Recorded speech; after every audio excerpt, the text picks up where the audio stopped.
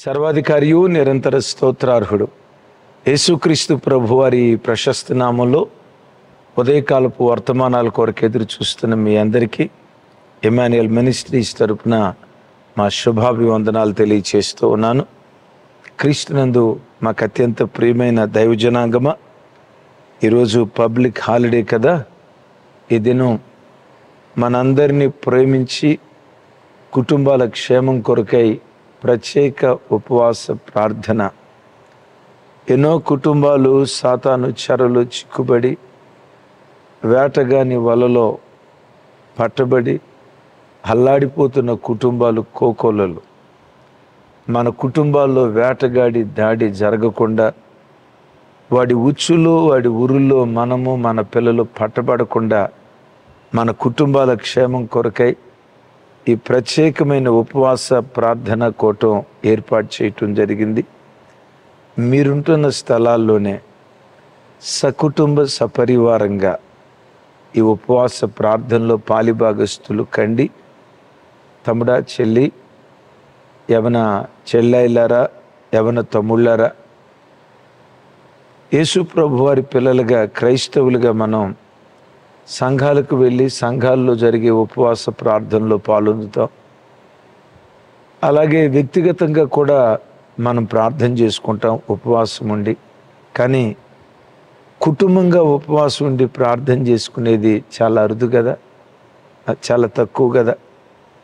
ఈ అరుదైన మహాద్భాగ్యాన్ని మనందరికీ కలుగు చేయాలని పరిశుద్ధాత్మ దేవుడు నా హృదయాన్ని రేపి ఈరోజు ఉపవాస ప్రార్థన ప్రభువారు ప్రకటించారు.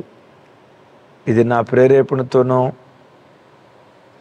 లేక నేను తీసుకున్న నిర్ణయం ఏమాత్రం కాదు. మీ కుటుంబాలు, మన కుటుంబాలను మరెక్కువగా బలంగా కట్టాలని ఆత్మదేవుడు నా హృదయాన్ని రేపి కోటాన్ని ఏర్పాటు చేశారు. ఉద్యోగాలు చేస్తున్న తమ్ముళ్ళారా, అన్నలారా, కుటుంబ సమేతంగా ఈరోజు ప్రార్థనలో పాల్గొందండి. నాకు ఉద్యోగం ఉంది, నేను బిజీ పర్సన్ అని నీకు తెలియదా? నేను డ్యూటీకి వెళ్ళకపోతే ఎట్లా? లేదా నాకు అక్కడ పని ఉంది, ఎక్కడ పని ఉందని తమ్ముడు ప్రార్థన వాయిదా వేయకో. ఇంటి యజమానుడిగా యోబు తన ఇంటి యజమానుడిగా తానే తన ఇంటికి యాజకత్వం జరిగించాడు కదా. ఇంటికి యజమానులారా, మీ ఇంటికి మీరే నిలవబడి యాజకులుగా యాజక ధర్మాన్ని జరిగించండి. రైట్? అలాగే చదువుకుంటున్న చెల్లెలు, తమ్ముళ్ళు, నేను ఉద్యోగానికి నాకు హోంవర్క్ ఉంది, ట్యూషన్స్ ఉన్నాయి, క్లాసులు ఉన్నాయి, ఆడుకోవాలి, పాడుకోవాలి. దయచేసి ఈ ప్రార్థనను వాయిదా వేయొద్దు.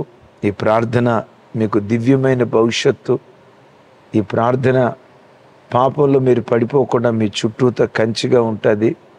మీరుంటున్న కుటుంబాల్లోనే శుభ్రంగా సిద్ధపడి లైవ్ అందిస్తున్న స్థలానికి వచ్చి చాపేసుకొని, ఒకవేళ అవకాశం ఉంటే ఏదైనా వాయిద్య పరికరాన్ని తీసుకొని పాటలు పాడేటప్పుడు వాయిద్యాలు వాయిస్తూ ప్రార్థించేటప్పుడు చేయి కలిపి కుటుంబ సమేతంగా ఈ దినం ప్రార్థనలో పాల్గొందుదాం.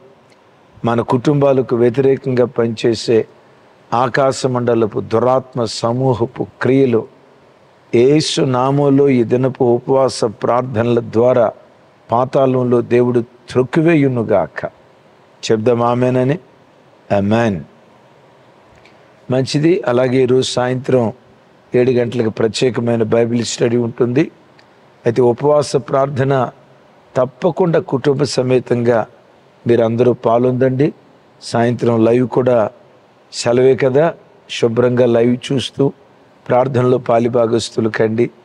దేవుని సన్నిధిలో గడపటానికి మించిన భాగ్యం మరొకటి ఏముంది? మంచిది. ఈ దినం పరిశుద్ధాత్మ దేవుడు మన కొరకు సిద్ధపరిచిన మరో దివ్యమైన సందేశం మీతో పంచుకోవాలని ఆశపడుతూ ఉన్నాను. చూడండి, దేవుని వాక్యం ధ్యానించుదాం. యోబు గ్రంథం 8వ అధ్యాయం 22వ వచనం. అయితే ఇంకను ఆయన నీకు నోటి నిండా నవ్వు కలుగు చేయును, ప్రహర్షముతో నీ పెదవులను నింపును. ఆమేన్. ఈ మాట ఈ వాక్యం వింటున్న తమ్ముడు చెల్లి నీ జీవితంలో, ఈ వాక్యం వింటున్న ప్రతి కుటుంబంలో నా దేవుడు నెరవేర్చునుగాక. దేవుడు ఈ స్థలంలో యోబుతో మాట్లాడుతున్నాడు. ఇంకను నీ నోటి నిండా ఆయన నవ్వు కలుగు చేస్తాడు. నీ పెదవులను ప్రహర్షముతో నింపుతాడు.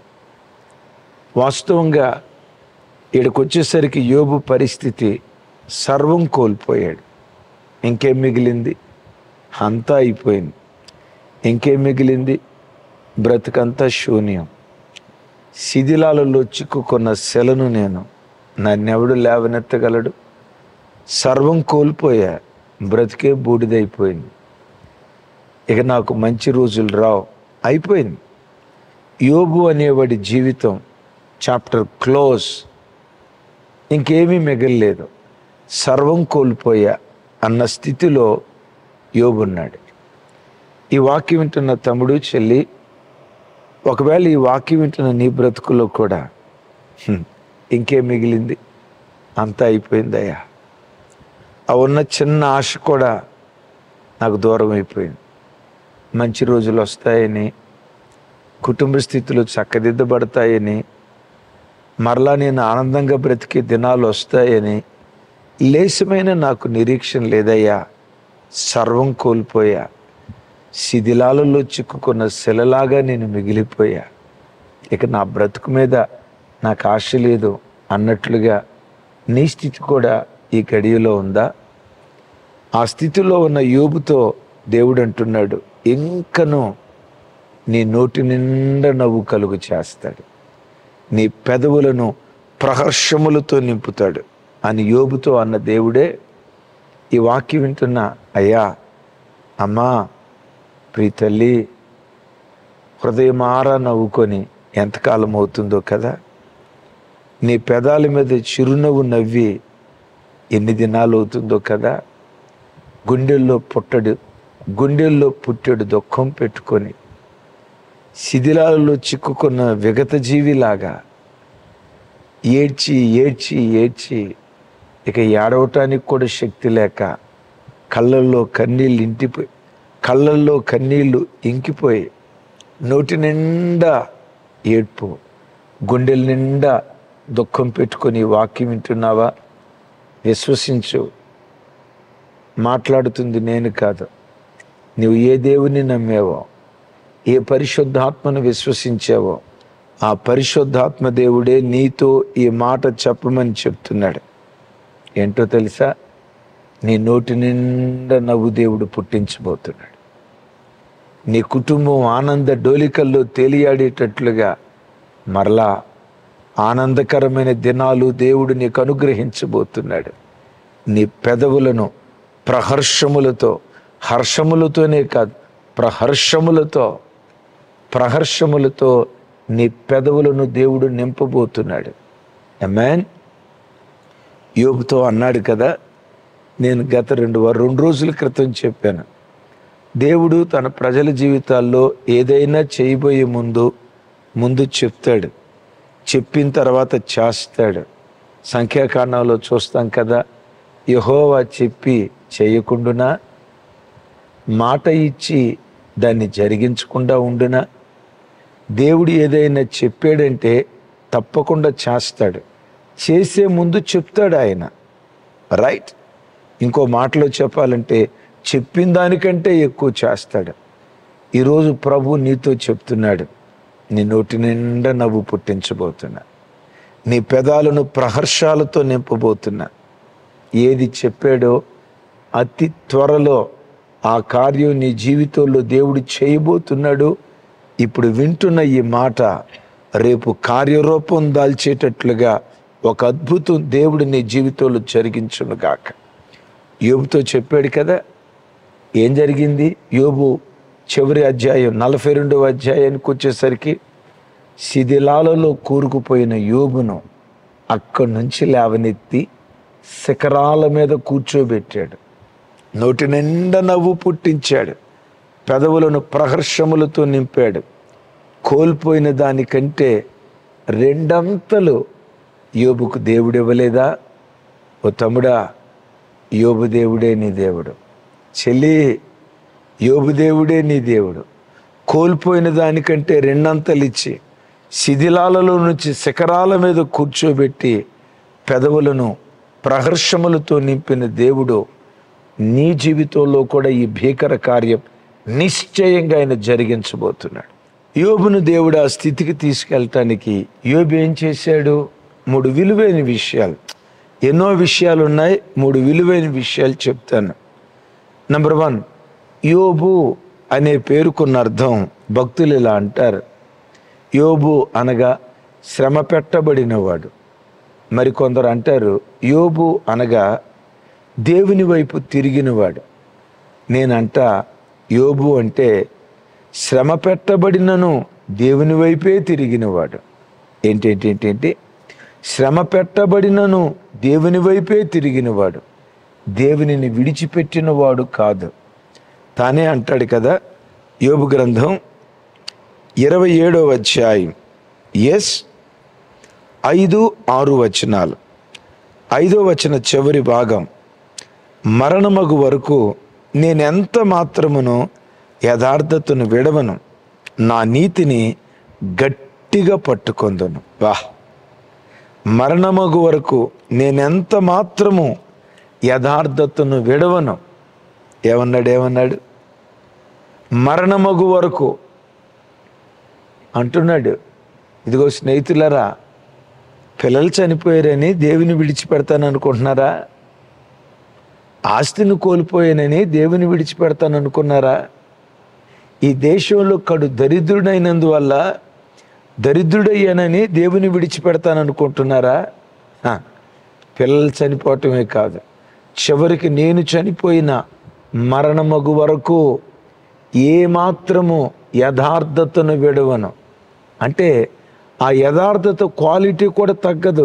ఏమాత్రము అంటే కొంచెం కూడా నా యథార్థతను కోల్పోను. నా స్టాండర్డ్స్ నుంచి నేను కొంచెం కూడా తగ్గను. నా నీతిని ఏమాత్రము నేను విడిచిపెట్టను. తమ్ముడా, చెల్లి, చాలాసార్లు లోకంలో ప్రజల ఆధ్యాత్మిక స్థితి ఎలా ఉంటుందంటే, పెట్టిన రోజు పెళ్లి పాట పాడతారు, పెట్టని రోజు పెండాకూడు పాట పాడతారు. ఏం దేవుడండి, ఇంత ప్రార్థన చేశాం, ఏమిచ్చాడండి. ఆసాపు కూడా అంటాడు కదా, నేను శుద్ధ హృదయుడనై నా చేతులు కడుగుకొని నిర్మలనైనట్టు వ్యర్థమే అని అంటాడు. నిజమే, కొన్నిసార్లు మనకు కలిగిన శ్రమలను బట్టి ఏం చేశాడు దేవుడు? ఇంత ప్రార్థన చేస్తే ఏమిచ్చాడు? సో ఇంత ప్రార్థన జీవితం అవసరమా? ఇంత నీతిగా బ్రతకటం అవసరమా? ఇంత యథార్థంగా బ్రతకటం అవసరమా అని కొంతమంది తమ కలిగిన శ్రమను బట్టి ఆ భక్తి స్టాండర్డ్ తగ్గించుకుంటారు. మరి కొంతమంది భక్తే వదిలేస్తారు. ఏం చేశాడండి దేవుడా? నేను అప్పులతో వస్తే నా అప్పులు అసలు తీర్చలా, ఇక దేవుడు లేడు, కీవుడు లేడు, నేను ఆ దేవుని దగ్గరికి రాను, అసలు ఆ పేరే ఎత్తను, నేను ప్రార్థనే చేయను. వీడి మాటలు ఎట్లుంటాయో తెలుసా? వీడు ఏ తాగి, ఏ తందనాలాడి, ఏ తప్పటడుగులేసి దేవుని మాట వెనక ఎక్కడ అప్పులు చేసుకున్నాడు, ఏమైపోయిందో. అఫ్కోర్స్ కొంతమంది దేవుని పరీక్ష వలన ఈ శ్రమల మధ్యలో ఉంటారు. కొంతమంది మాట్లాడే మాటలు, నేను రానండి దేవుని దగ్గరికే, నేను ప్రార్థన చేయనండి. ఈడేదో యేసు ప్రభుని నమ్ముకొని యేసు ప్రభుని బ్రతికిస్తున్నట్టు, ఈడి మీదే పరలోకం అంతా బతుకుతున్నట్టు, ఈడు యేసు ప్రభు దగ్గరికి రాకపోతే పరలోకంలో కరెంటు పోద్దేమో అన్నట్టు, నేను రానండి యేసు ప్రభు దగ్గరికి అని అంటారు.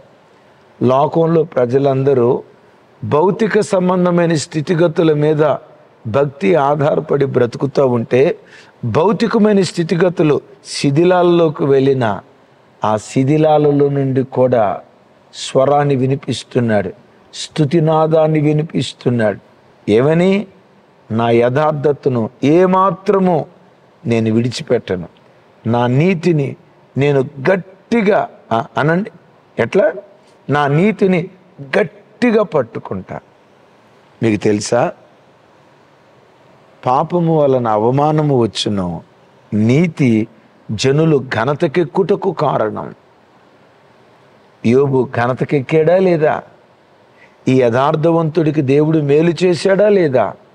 తమ్ముడు, ఈరోజు కూడా నీవే స్థితిలో ఉన్న ఈ మాటను, నా యథార్థతను విడిచిపెట్టను, నా ప్రార్థన జీవితాన్ని విడిచిపెట్టను, నా ఉపవాసాన్ని విడిచిపెట్టను, నా దేవుని స్తుతించుట మానను, ఏ స్థితిగతులలోనైనా ఆరాధించే ఆరాధికునిగా, ప్రార్థించే ప్రార్థనాపరునిగా, యాచించే విజ్ఞాపన యోధునిగా నేను బ్రతుకుతా. నా ప్రార్థన జీవితాన్ని విడిచిపెట్టను, నా ఉపవాసాన్ని విడిచిపెట్టను, నా పరిశుద్ధతను విడిచిపెట్టనని పరిశుద్ధతను గట్టిగా పట్టుకో, విశ్వసించు. శిథిలాలలో నుంచి లేవనెత్తి శిఖరాల మీద దేవుడు నిన్ను కూర్చోబెడతాడు. ఏదో ఒక రోజు నోటి నిండా నవ్వు పుట్టిస్తాడు. నీ పెదాలను ప్రహర్షాలతో దేవుడు నింపునుగాక. ఆమేన్. రెండవది, శిథిలాలలో నుండి శిఖరాల మీదకు యోబును లేవనెత్తటానికి నోటి నిండా నవ్వు, పెదవుల నిండా ప్రహర్షం దేవుడు అనుగ్రహించటానికి యోబులో ఉన్న రెండవ చక్కటి శ్రేష్టమైన గుణం దిద్దుబాటు గుణం. చూడండి, యోబు గ్రంథం 13వ అధ్యాయం 23-24 వచనాలు. నా దోషములెన్ని, నా పాపములెన్ని, నా అతిక్రమమును నా పాపమును నాకు తెలియజేయము. నీవేళ నీ ముఖమును మరుగు చేసుకుంటువి, నన్నేల నీకు పగవానిగా ఎంచుచున్నావు. విన్నారా? దేవుణ్ణి అడుగుతున్నాడు, దేవా, నా జీవితంలో ఇంత నష్టం కలిగింది కదా, ఈ నష్టం కలగటానికి నేనేమైనా పాపం చేశానా? నేనేమైనా దోషం చేశానా? నేను ప్రార్థన చేస్తూ ఉంటే నీ ముఖాన్ని మరుగుపరుచుకున్నావయ్యా. నా ప్రార్థనకు జవాబు ఇవ్వట్లేదు కదా, నా ప్రార్థనకు నువ్వు ప్రత్యుత్తరం ఇవ్వట్లేదు కదా. ఒకవేళ నేనేమైనా నీకు ఆయాసాన్ని కలుగు చేశానా? అయ్యా, నా పాపములెన్ని లెక్క చెప్పవా? నా దోషములెన్ని లెక్క చెప్పవా? నేనేమైనా అతిక్రమం చేశానా? నేను చేసిన అతిక్రమాన్ని నాకు తెలియచేయవా అని ఎలా దేవుని సన్నిధిలో అడుగుతున్నాడో చూడండి. ఇదే యోబు భక్తుడు ప్రారంభంలో ఒక మాట అంటాడు. 6వ అధ్యాయం 24వ వచనం, నాకు ఉపదేశము చేయుడి, నేను మౌనినై ఉండేదను, ఏ విషయమందు నేను తప్పిపోతునో అది నాకు తెలియచేయుడి. ఏమన్నాడు? ఏ విషయమందు నేను తప్పిపోతునో అది నాకు తెలియచేయుడి.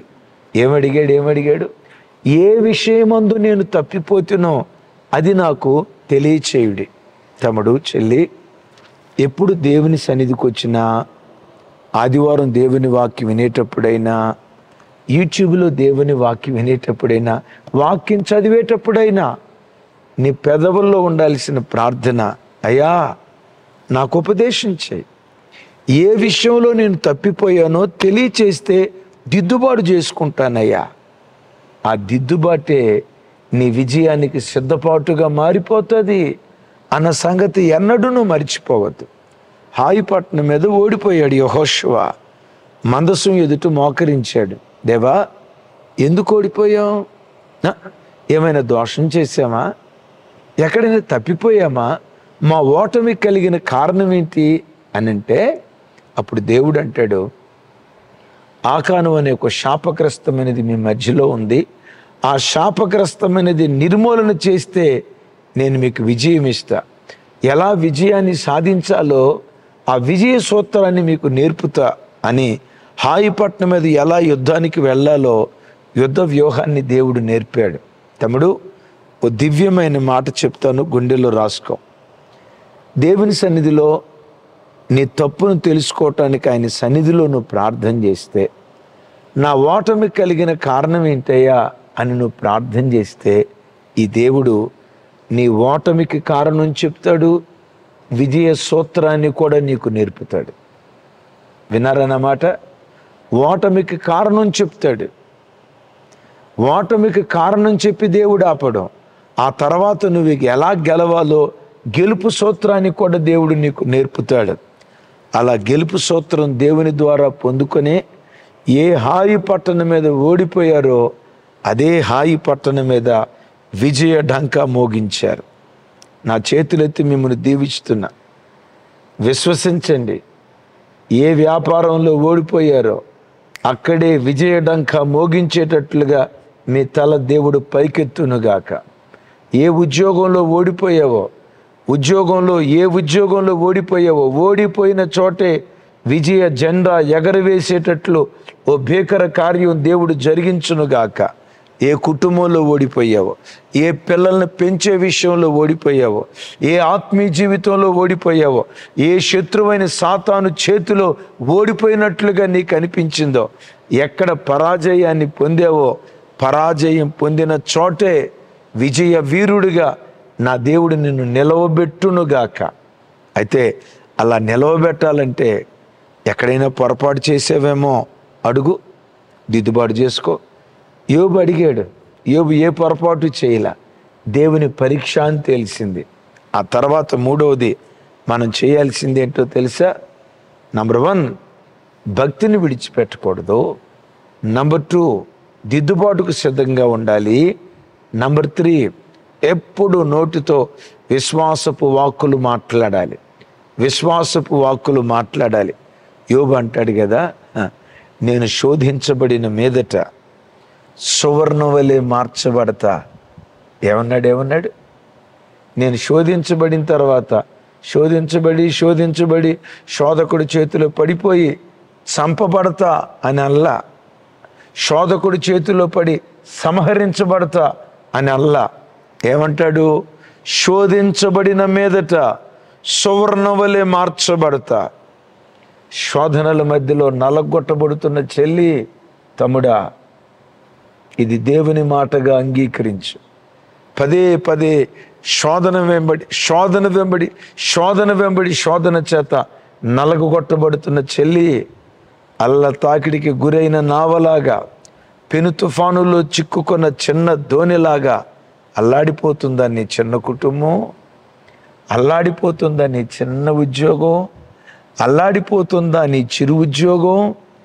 ఏ అల్ల తాకిడిలో ఒకవేళ చిక్కుకున్నా విశ్వసించు, ఈరోజు ఎంత శోధించబడుతున్నానో అంత సువర్ణంగా భవిష్యత్తులో నా దేవుడు నన్ను మార్చబోతున్నాడు అని నువ్వు చెప్పగలిగితే శిథిలాలలో నుంచి లేవనెత్తి శిఖరాల మీద కూర్చోబెడతాడు. అనుకుంటున్నావా? అంతా అయిపోయింది, ఇంకేమీ మిగల్లా, బ్రతుకంతా శూన్యం. నీ దేవుడు ఎవరో తెలుసా? శూన్యములో నుండి సమృద్ధిని, శూన్యములో నుండి సమస్తాన్ని కలుగు చేయగలిగిన వాడు. ఆమేన్. అయితే నీ నోట నుంచి విశ్వాసపు వాక్కు మాట్లాడు. యోబు గ్రంథకర్త అంటాడు కదా, నా విమోచకుడు సజీవుడు. ఇప్పుడు నేను చెప్పబోయే మాట ఇనప గంటంతో శేషంతో రాతి మీద ఈ అక్షరాలు రాయాలి. శేషంతో ఇది పొదిగించబడాలి. అంటే మనం అంటాం కదా, సువర్ణాక్షరాలతో రాయాలని. ఎస్, నేను చెప్పబోయే ఈ మాటలో ఇలా చిరస్థాయిగా మిగిలిపోవాలి. ఏం చెప్తావో చెప్పయ్యా. నా విమోచకుడు సజీవుడు. తర్వాత ఆయన భూమి మీద నిలుస్తాడు, ఈ దేహాన్ని బాగు చేస్తాడు. పసిపిల్లవాని దేహం వలె నా దేహం మారిపోతుంది. మరలా నా పూర్వపు స్థితికి నేను వస్తా.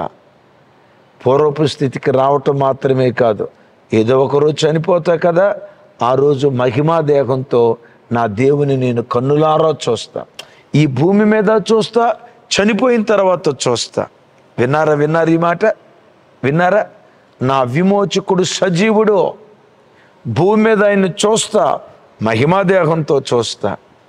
యోబు చివరి అధ్యాయాల్లో యోబుకు దేవుడు ప్రత్యక్షం కాలేదా? యోబు దేవుని కన్నులారా చూడలేదా? యోబు దేహం పసిపిల్లవాడి దేహంగా మార్చబడలేదా? ఆ యోబు ఇప్పుడు పరలోకంలో మహిమా దేహంతో దేవుని సన్నిధిలో లేడా? యోబు పెదవులను ప్రహర్షములతో దేవుడు నింపలేదా? ఎందుకలా నింపాడు? విశ్వాసపు వాక్కు. ఏమంటాడు? నా విమోచకుడు, అనండి గట్టిగా, నా విమోచకుడు సజీవుడు. ఎవరట? నా విమోచకుడు సజీవుడు. దీని గురించి ఓ మాట చెప్తాను. దైవజనులు మార్టిన్ లూథర్ గారు పరిశుద్ధ గ్రంథమైన బైబిల్ క్రైస్తవ సమాజానికి అందుబాటులోకి తీసుకురావాలని ఆ భక్త మహాశయుడు ఎన్నో పోరాటాలు సలిపాడు, ఎంతో ప్రార్థన చేశాడు, ఎన్నో రీతులుగా విక్రమ కార్యాలు జరిగించాడు. కానీ ఆ తర్జుమాలో ప్రజలకు వాక్యాన్ని అందించే పరంపరలో ఎన్నో ఆటుపోట్లు, ఎన్నో సూటిపోటి మాటలు, ఎన్నో తిరస్కారాలు, ఎన్నో ఎగతాళులు, ఎన్నో దూషణలు, వాటన్నిటిని భరించలేక ఓ రోజు కృంగిని స్థితిలో ఇంకేం చేయగలను, ఇంకేం మిగిలింది, అంతా అయిపోయింది, బ్రతుకంతా శూన్యమే అన్నట్లుగా భక్తుడైనటువంటి మార్టిన్ లూథర్ గారు నిస్సహాయతలో కూరుకుపోయి కృంగిని స్థితిలో తన ఇంట్లో ఉన్నాడు. అప్పుడే తన భార్య నల్లటి డ్రెస్ వేసుకొని ఈ దైవజనుడి దగ్గరకు వచ్చిందట. సహజంగా ఆ దేశాల్లో నల్లటి డ్రెస్ ఎప్పుడు వేసుకుంటారా అంటే, ఎవరైనా సమీప బంధువులు ఇంటివారు చనిపోతే నల్లటి వస్త్రాలు వేసుకుంటారు. నిజమే, మన ప్రాంతాల్లో కూడా ఎప్పుడైనా నిరసన తెలియచేయాలంటే నల్ల బ్యాడ్జి తగిలిస్తారుగా, నల్ల డ్రెస్ వేస్తారుగా. లైక్ దట్ ఎప్పుడైనా సమీప బంధువులు చనిపోతే అప్పుడు నల్ల డ్రెస్ వేస్తారు. వెంటనే మార్టిన్ లూథర్ గారు చూసి, ఎవరు చనిపోయారు, బంధువులు ఎవరైనా? నో. మన కుటుంబీకులు ఎవరైనా? నో. మన ఇంట్లో ఎవరైనా చనిపోయారా? నో అని అందట. మరి ఎవరు చనిపోయారని బ్లాక్ డ్రెస్ వేసావు? అప్పుడు ఆ తల్లి అందట, యేసు ప్రభు చనిపోయాడండి అని అందట. యేసు ప్రభు చనిపోవటం ఏంటి, నా దేవుడు సజీవుడు, ఆయన అన్నాడు కదా, ఇదిగో నేను మృతుడనైతిని కానీ యుగాయుగాలు సజీవుడనై ఉన్నాను అని అనలేదా? ఆయన సజీవుడు, ఆయన ఎందుకు మృతుడు? అప్పుడు ఆవిడ అందట, ఆయన సజీవుడైతే మరి మీరెందుకు కృంగిన స్థితిలో ఉన్నారు? నీ విమోచకుడు సజీవుడు కదా, నిన్ను విమోచించే విమోచకుడు కదా ఆయన. ఆ విమోచకుడు సజీవుడు, నిన్న నేడు ఆయన సజీవుడు కదా. సజీవుడైన దేవుడు నీ ప్రక్కనుంటే ఎందుకు నువ్వు కృంగిపోయావు? లే, బలం తెచ్చుకో, మరలా నీ పని ప్రారంభించు. భార్య విశ్వాస మాటలు మాట్లాడితే, ఎస్ నా దేవుడు సజీవుడు అని ఆ మాట ద్వారా స్ఫూర్తి తెచ్చుకొని ఈ పరిశుద్ధ గ్రంథాన్ని ఈరోజు మన చేతుల్లో ఉంచటానికి ఆ భక్త మహాశయుడు కారకుడయ్యాడు. తమ్ముడు, చెల్లి, కృంగిపోయావా? నీ విమోచకుడు సజీవుడురా. తమ్ముడా, క్రైస్తవ తమ్ముడా, ఓ తండ్రి, ఓ చెల్లి, నీ విమోచకుడు సజీవుడమ్మా. ఆత్మ సంబంధమైన నేత్రాలతో చూడు. ఈ గడియలో నీ ప్రక్కనే ప్రభు నిలవబడ్డాడు. అద్భుత హస్తం నేను తాకబోతూ ఉంది. చిత్ర విచిత్రాలు జరిగించి ఆయన చెయ్యి నీ ప్రక్కనే, నీ తల మీదే నిలిచింది. రెప్పపాటు కాలంలో నీ స్థితిగతులు మార్చగలడు. శిథిలాలలో నుంచి యోబును శిఖరాల మీద కూర్చోబెట్టినట్లుగా నిన్ను, నీ కడుపున పుట్టిన నీ పిల్లలను, నీ భర్తను, నీ కుటుంబాన్ని శిథిలాలలో నుంచి లేవనెత్తి అంతా అయిపోయింది శూన్యం అని అనుకున్న నీ బ్రతుకును సర్వ సమృద్ధితో నింపగలిగిన శక్తి కలిగినటువంటి దేవుడు నోటి నిండా నవ్వు పుట్టించబోతున్నాడు. నీ పెదవులను ప్రహర్షములతో నా దేవుడు నింపబోతున్నాడు. ఈ మాట ఒక్కొక్క జీవితంలో దేవుడు స్థిరపరచునుగాక. మంచిది. ఈరోజు 10 గంటలకి కుటుంబాల క్షేమం కొరకు ప్రత్యేక ప్రార్థన. ఈ వాక్యం మన జీవితంలో నెరవేర్చబడినట్లుగా ఓ చిన్న ప్రార్థన చేస్తాను. ఆ వాక్యం మీద చేయబెడతారా? యోబు గ్రంథం 8వ అధ్యాయం చివరి వచనం. ఎవరైతే ఆశపడుతున్నారో కుడి చేయి పరిశుద్ధ గ్రంథం మీద పెట్టి మరో చేయి ప్రభు తట్టు చూపిస్తూ ప్రార్థనలో ఏకీభవించండి. తండ్రి, మీరు మాట్లాడిన మాటలకై స్తోత్రాలు. నోటి నిండా నవ్వు పుట్టించే దేవుడు, పెదవులను ప్రహర్షంతో నింపే దేవుడు. ఏ చెల్లి ఈ మాటలు వింటుందో, ఏ తండ్రి ఈ మాటలు వింటున్నారో వారి పెదవులను ప్రహర్షములతో నింపుదురుగాక, నోటి నిండా నవ్వు పుట్టించుదురుగాక, శూన్యముల నుండి సమృద్ధికి నడిపించుదురుగాక, శిథిలాలలో నుండి శిఖరాల మీద నీ ప్రజలను మీరు కూర్చుండబెట్టుదురుగాక. అలా చేసినందుకు స్తోత్రం. యేసు నామం పేరిట ప్రార్థించి స్తుతించి పొంది ఉన్నాం తండ్రి. ఆమేన్. తండ్రి అయిన దేవుని ప్రేమ, కుమారుడైన యేసుక్రీస్తు వారి దివ్యకృప, పరిశుద్ధాత్మ దేవుని సహవాసం మనకు సకల పరిశుద్ధులకు సదా తోడయుండి నడిపించునుగాక. ఆమేన్. ఆమేన్. Thank you. కృపా సమాధానాలు మనందరికీ తోడయుండునుగాక.